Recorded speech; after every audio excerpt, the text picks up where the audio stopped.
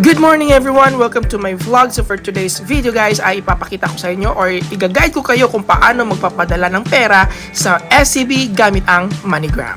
Alright everyone, so nandito na tayo ngayon sa SCB Saymay branch kung saan tayo magpapadala ng pera sa Pilipinas gamit ang MoneyGram. And of course, kailangan muna natin kumuha ng Q number. Of course, kailangan yung i-translate it to English and ayan, kukuha na po tayo ng ating number. Alright guys, so ngayon ay kunting tiis lang dahil mabilis lang po ang process dito dahil hindi naman po masyadong maraming tao.